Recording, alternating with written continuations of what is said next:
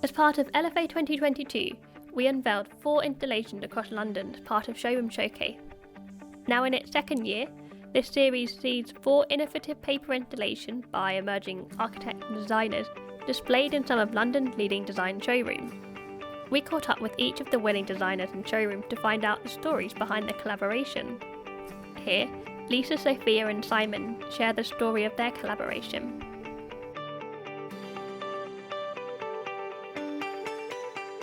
My name's Simon Plumbridge and I'm the category manager for Gaggenau.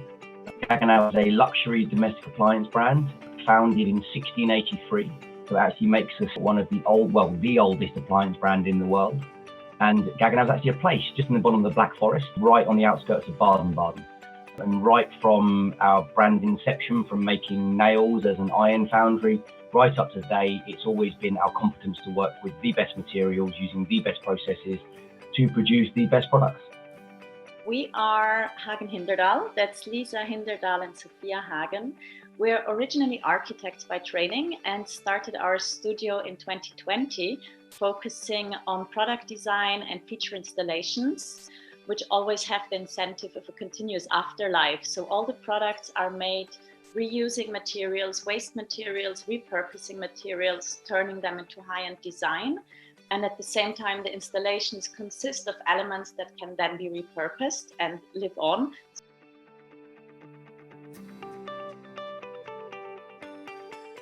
The installation is called Unfurled, and we were really driven by looking at the Gaggenau core principles as a brand and how they really align with what we do and our sustainable narrative.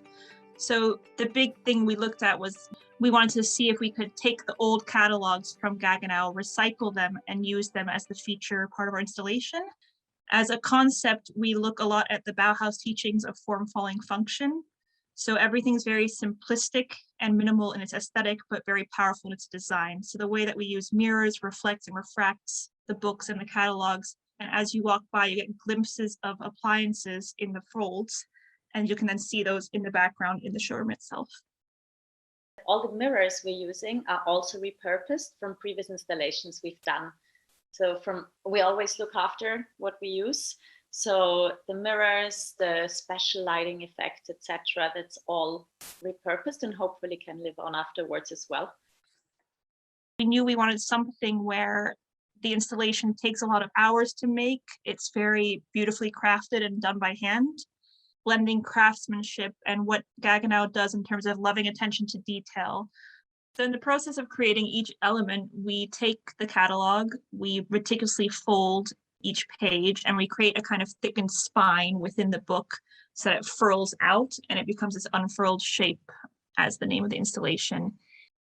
We had the idea quite early on to use the origami techniques of deconstructing the catalogs, folding them in certain ways, which also works with the mirrors, because the way you fold the paper, it shows you different refractions, different sides of the appliances and different side of the design.